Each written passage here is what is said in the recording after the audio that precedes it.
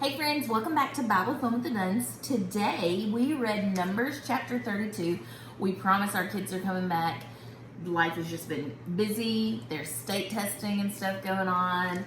Soccer games, sports things. Plus the content of the last, let's be honest, the content of the last week or so is a lot of review. It's a lot of sacrifices. And the next chapter is going to be a lot of places where they went. So the boys like stories, and sure, so do we, but just is what it is right now, right? And so if you're feeling that way, just know we're tired of our faces, we're tired of our faces too. Right. All right. Okay, go ahead. So in Numbers chapter 32, what you see here is us, we have read these chapters over and over again, and so we just kind of hash it out together. But as I read this account, what we see here is the Israelites. We have two, and by the end of the chapter, we see a half tribe of Manasseh. We have two tribes: the Reubenites, the Gadites, and then half tribe of Manasseh. That's right. They are still in the east side, the right side of the Jordan River. And remember, God has given over the area Og, king of Bashan. Remember, we talked about that maybe over a week ago.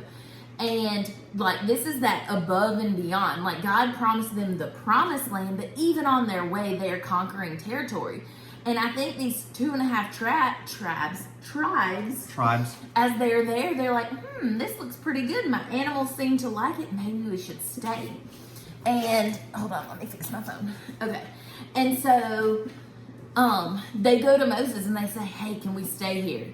And all I can think is Moses, these people are actually going to kill me. I feel like they're driving him insane as their leader. And he reminds them, y'all, we are supposed to conquer the promised land. Remember what happened with the spies, and they came back and 10 out of 12 were afraid. And because of that, this whole generation has been wiped out. They were punished and not allowed to come into the promised land. Are you doing that also? And I feel like these 2.5 tribes are like, no, that's not what we're doing. We will help you guys. We will come and conquer the land with you, but this is where we want to dwell. This is where we want to put our homes. And so Moses is like, you have to promise that you're going to come fight with us and do your part as a family, as the Israelites. And they promise that, and he says, if you don't keep your promise, the Lord's vengeance will be upon you. And so there are a couple things that I think about as I read this chapter. First of all, Sunday, my class, we were talking about the consequences of the sin of the 10 spies that did not have faith, and they didn't have the trust in God. And because of that affected everyone. Dust always says, you don't sin in a vacuum. When you sin, it's not only affecting you. Honestly, it's horrible to yourself, but it's also a selfish decision for those around you, the people it will impact. And so for these 10 spies, it impacted a whole generation of Israelites. And so, they've waited for them to die. Here they are about to enter into the promised land, and here these people come and throw a wrench into the plan for Moses. And so I feel for Moses. But also, I'm just looking at these 2.5 tribes, and I'm wondering, what are they thinking? They haven't stepped foot into the promised land yet. I think they fear God enough that they know they need to do their part. They know they need to fight, but I think they're settling on this side, the outside of the promised land. They're settling for what they know. It's comfortable. Their animals are happy. They already know this area, instead of going and crossing into the land of milk and honey that God has promised them. And it makes me think of us. How often do we settle for the things that we know? How often do we settle for status quo?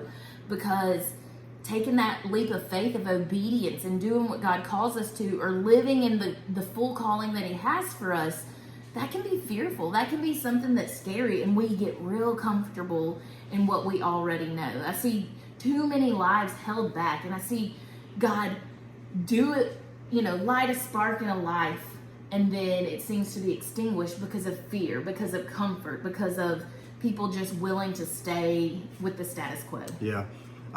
So I like how whenever you read this, our actions affect other people in ways we don't always think about. And what Moses was worried about was in the original with the spies, like you said, he's Moses understands that discouragement can be contagious. And so we don't know if, when you read this, we don't know if, like, Moses gets pretty irritated here. And we don't know if Moses rushed to irritation. We don't know if the people hadn't thought through what their actions could have been. But I bet there was a whole lot of people, after moving around for 40 years and then kind of camping in one spot, staging to go into the promised land, I bet there were a whole lot of families, obviously, who just kind of were here and went, we're just tired. And so we're willing to just stop short. Close enough. But yeah, we're close enough. We're just tired. And this is fine. I think all of that is true in what you're saying. I think that we tend to think that the conquest was a done deal here. Like, we know, because we know the rest of the story, we know they do go into the promised land, but Moses is terrified that they're about to kick back off another 40 years of wandering like they did the first time. But then I do think about, like, the commitment they made. These guys said, we're going to get our families settled, and then we're going to go fight. And we're not just going to fight, we're going to lead the armies out, and we're going to make sure everybody else gets their property. That's quite the commitment for these 2.5 tribes, because realistically, like, there's no public transportation. There's no quick flight over and flight back and all that kind of stuff. They didn't know how long the conquest was going to last. Really, when they left and they left their families there, they didn't know if they were going to make it home. Like, they had no idea, no assurances on that. They just knew that this is what they wanted, so they were willing to abandon all the cost to just get what they thought they wanted. Adrian Rogers said of this passage, he said, one of these days you're going to figure out that one of the great failures in your life was not all those things that you did wrong, not just those things, but all those things you failed to do that were actually right and best. That's going to be also what you're going to regret. And so the reason why Moses writes all this down and he passes this agreement down to those who are behind him is why? Because Moses knows he's not going to see this thing through to the end. When they go to the promised land and they start the conquest, Moses is going to die. And if he hasn't handed this contract down to those who are going to lead next, they weren't going to know. And then who was going to be held accountable? Since the Lord was going to be the one who was going to conquer this land, there was a need for these people to understand where their blessings come from, and you can kind of see it already. The Lord had defeated Sihon and Og in east of the Jordan River, and so when the Israelites kind of were staging in that area, all they had to do was kind of quickly rebuild some things that they had destroyed in the battle, and it was a habitable place. Moses is frustrated. He goes, you guys don't understand. God's about to give you a whole country like this, and you're settling for this. One of the things we had questioned was, why don't we read of Moses saying, hey, let's put this on pause. Let me go talk to the Lord about this. Now, maybe he did. I would assume by this point Moses does know how to do that. But we don't read explicitly that, in this text, that Moses said, hey, let's go ask God. I wonder if he's kind of like, I cannot go tell God these people don't want to go into the promised land. Yeah, have you ever just gotten so frustrated, you're like, I don't know if I can go back one more time with this. And so this is one of those things. Poor Moses in this thing. You know what this reminds me of? By the way, all of this stuff runs in cycles. So remember when Abraham and Lot had become really blessed, and they had to separate because their herdsmen are going, and Abraham says, hey, you pick a direction, I'll go the other direction. And Lot picks the area. The Bible says, yeah, he picked Sodom and Gomorrah because it was a land full of grass. The old preachers used to say, Lot picked where he could see grass, Abraham went where he could see grace. And that made all the difference. Now Israel is repeating this same cycle again. This doesn't always work out. It's not going to work out for a long time historically. But I think you're right on.